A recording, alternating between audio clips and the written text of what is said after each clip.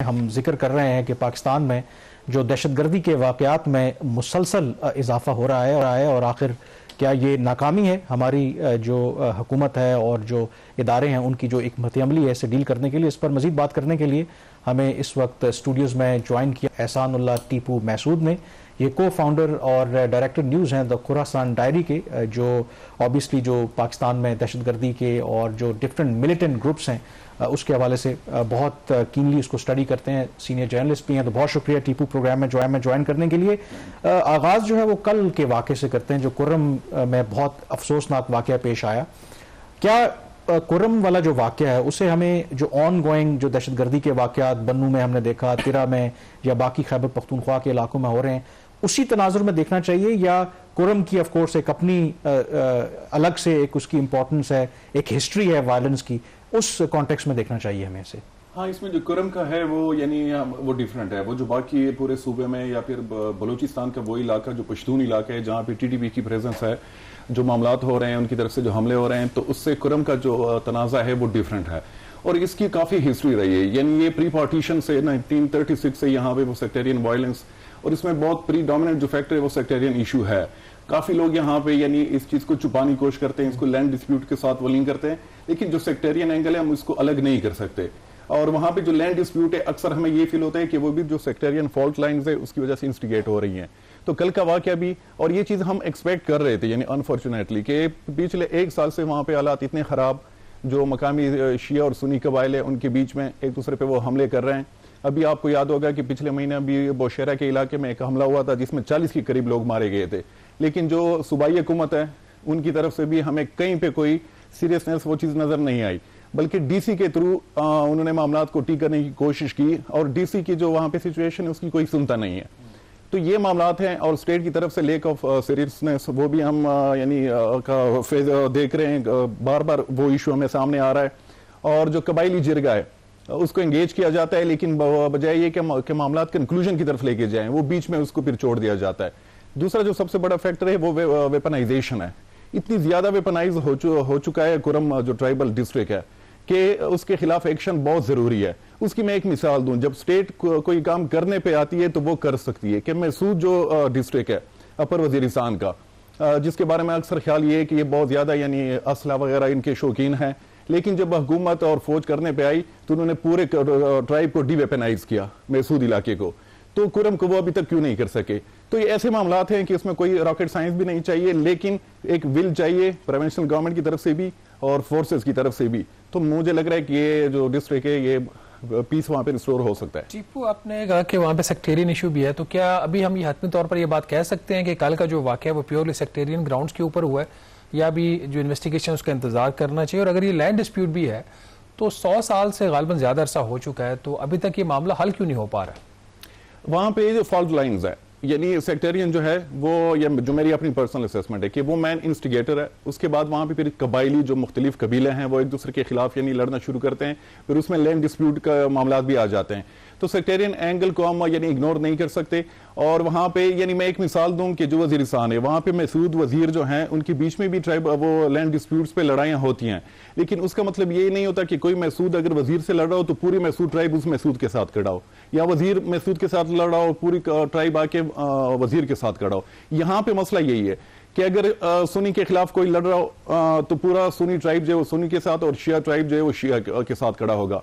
तो चीजें चली जाती है इसी तनाजुर में, सेक्टेरियन तनाजुर में, जिसका हम वो देख रहे हैं बार बार। और इसमें एक और फैक्टर जो आ गया है वो ये है कि फॉरेन प्रॉक्सीज का, वो अफगानिस्तान भी बहुत बड़ा फैक्टर, वहां से जो तालिबान लिंक्ड एलिमेंट्स है उनकी वहां पे प्रेजेंस, उनका आना जाना। आपसे सवाल करना चाह रहा था कि इसकी लोकेशन स्ट्रेटेजिक लोकेशन भी है और 3 अतराफ से ये अफगानिस्तान के साथ घिरा हुआ है और उन सूबों से घिरा हुआ है जहां पर हम कहते हैं कि टीटीपी, दाइश, इन जैसे दहशतगर्द ग्रोह हैं उनकी वहां पे बहुत ज्यादा प्रेजेंस मौजूद है। तो डू यू थिंक कि उस चीज ने भी जलती पर तेल का काम किया है कि एक सेक्टेरियन पहले वहां पर आप कह सकते हैं कि फॉल्ट लाइन तो थी, लेकिन ये जो खास करके अफगान तालिबान जब दोबारा इक़्तिदार में आए हैं और एक हार्ड लाइन ऑब्वियसली उनका एक व्यू है, तो उसकी वजह से भी चीजें कॉम्प्लिकेट हुई हैं, क्योंकि लोग ये भी कहते हैं क्योंकि कुर्रम जो है ये बड़ा अहम एक स्ट्रेटेजिक रूट है। ये मिलिटेंट्स इवन सोवियत वॉर के दौरान भी, आफ्टर 9/11 अटैक्स भी ये आपस में ये ट्रैवल करते हैं, शटल करते हैं। तो इस पर जाहिर है कि मिलिटेंट्स चाहते हैं कि उनका होल्ड रहे वहां पे। हाँ बिल्कुल, जो लोकल सेक्टेरियन इशू है इसको एक्सप्लॉइट करने की मुसलसल कोशिश हो रही है मिलिटेंट्स की तरफ से, चाहे वो सुन्नी मिलिटेंट्स हो चाहे शिया हो। तो यहाँ पे जो आपने जिक्र किया एग्जैक्टली वो सूबे जहाँ पे दाइश खुरासान, टीटीपी या कुछ और ऐसी तंजीमें हैं जो कि टीटीपी का हिस्सा तो नहीं है लेकिन पाकिस्तानी तालिबान के जुम्रे में आते हैं, लश्कर इस्लाम वगैरह, तो उनकी भी ये कोशिश होती है कि यहाँ पे स्टेबिलिटी ना हो, इस तरह जंग हो ताकि वहां पे उनको फुट होल्ड मिले। और दूसरी तरफ हम शिया साइड पे हम देख रहे हैं कि ज़ेनेबियून ब्रिगेड, जिसको रिसेंटली पाकिस्तानी गवर्नमेंट ने वो बैन भी किया है, तो उनकी प्रेजेंस है, कोई भी उसको डिनाई नहीं कर सकता। तो ये दो जो हैं मिलिटेंट जो फैक्शंस हैं, यानी सुन्नी साइड से और शिया साइड से, ये इस चीज को एक्सप्लॉइट करते हैं और फिर इनकी तरफ से चीजें इंस्टिगेट होती हैं और फिर जो मकामी कबीले हैं वो भी इसमें पड़ जाते हैं। अच्छा, इसमें टीपू कल दफ्तर खारजा ने भी एक फिर स्टेटमेंट दी है कि अफगानिस्तान में जो दहशतगर्दों के ठिकाने उनकी वजह से पाकिस्तान को खतरा है, जबकि अफगानिस्तान ने हमेशा ये कहा है ये आपका अंदरूनी मसला है, आप अपने मसाइल खुद हल करें, हमारे एंड से कोई प्रॉब्लम नहीं है। ये अगेन वही बीटिंग द बुश वाली बात हो जाती है। आपका क्या व्यू इसके ऊपर? क्या पाकिस्तान एक बस एक रवायती उसका ये मौक़िफ़ है कि सारा प्रॉब्लम जो अफगानिस्तान की वजह से अपने इन हाउस हमारा कोई मसला नहीं है, या जो अफगानिस्तान की पोजीशन है वो बेहतर है, इसमें वो ठीक बात कर रहे हैं?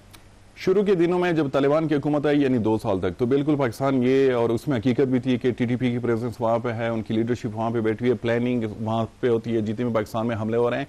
लेकिन अभी जो सिचुएशन बनी हुई है, और हम हमेशा इसका जिक्र भी करते थे कि वो सिचुएशन बनी हुई है कि टीटीपी की बहुत बड़ी जो तादाद है या हाफिज गुल बहादुर फैक्शन की, लश्कर इस्लाम की, कि वो पाकिस्तान अंदर आ गए हैं।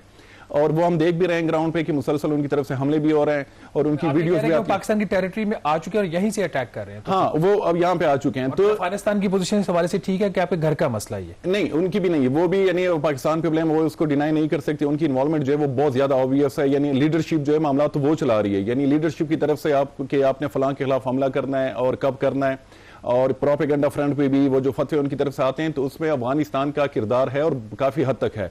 लेकिन अगर सिटी के हवाले से हम देखें, काउंटर टेररिज्म के हवाले से, काइनेटिक एक्शन के हवाले से, तो पाकिस्तान को इंटरनल सिक्योरिटी पे बहुत ज्यादा तवज्जो देनी होगी। और हमेशा एक जो हमारी खामी रही है कि हम प्रीएम्प्ट नहीं करते, हम हमेशा कोई वाकया होता है तो हम रिएक्शन में आके उसका वो यानी उसके पीछे चलते हैं, बजाय ये कि हम प्रीएम्प्ट करें, उनको पहले उनको एंगेज करें। ये हमेशा से हम देख रहे हैं। और साउथ केपी जो है वहां पे टीटीपी की प्रेजेंस, वो तो अब सोशल मीडिया पे भी उनकी वीडियोस वगैरह जो आ रही हैं उससे भी, यानी और जब हमारी लोगों से बात होती है ग्राउंड पे जो मिलिटेंट्स हैं, तो वो इस चीज को वो करते हैं कि यहाँ पे हमारी इतनी प्रेजेंस है। बल्कि यहाँ तक कि उन्होंने अभी अदालतें लगाना भी शुरू की हैं वहां पे, लोगों को वहां पे यानी थ्रेटन करना, चाहे वो बिजनेसमैन हो, चाहे वो इस तरह की उनके मुताबिक गैर शरई एक्टिविटीज में मुलविस हो।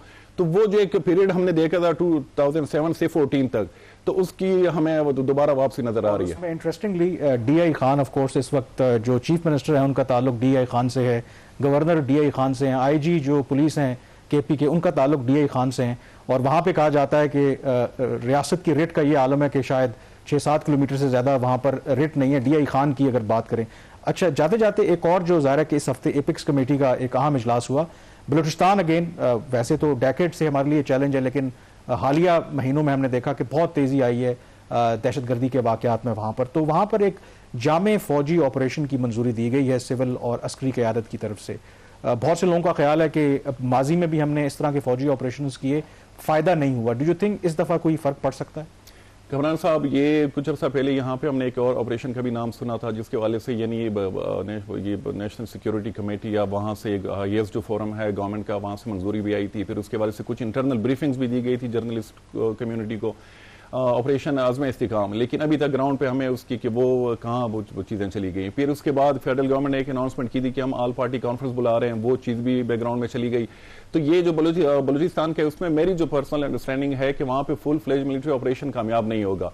BLA या BLF वगैरह जो तंजीमें हैं बलोच सेपरेटिस्ट, तो उनकी यानी परमानेंट प्रेजेंस कहीं पे भी नहीं है। वही मैक शिफ्ट अरेंजमेंट से वो कभी एक इलाके में कभी दूसरे इलाके में। तो वहाँ पे अगर आपने एक जिले में या इलाके में डिवीजन में ऑपरेशन लॉन्च किया और वहाँ पे ये ना हो कि जो मकामी लोगों की सफरिंग उसमें इजाफा हो और जो आपका ऑब्जेक्टिव हो वो अचीव ना हो, तो इस चीज़ को ज़रूर मद्देनजर रखना चाहिए। और ये चीज़ हम KP में भी एक्सपेक्ट कर रहे हैं कि वहाँ पे एक बड़े तर्ज का ऑपरेशन जो है ज़रब की तरह, तो वो कामयाब नहीं होगा। हाँ, इंटेलिजेंस बेस्ड ऑपरेशन जो है ये कामयाब भी रहे, चाहे वो लोकल हो चाहे वो पाकिस्तानी टेरिटरी से बाहर किए हों, तो उस पर ज़्यादा तवज्जो देनी चाहिए, लेकिन मकामी लोगों की उसको यानी एतमाद में लेना वो बहुत ज़रूरी है। बहुत शुक्रिया एहसानुल्लाह टीपू। मकामी लोगों को एतमाद लेना ऑफ कोर्स बहुत ज़रूरी है अगर आपने ये जंग जीतनी है। यहाँ पर ब्रेक लेंगे, ब्रेक के बाद जिक्र करेंगे कि कैसे जो कमर्शियल बैंक्स हैं वो आम सारिफीन को अब एक्सप्लॉइट कर रहे हैं और उसकी वजह क्या है। ब्रेक के बाद इस पर बात करेंगे।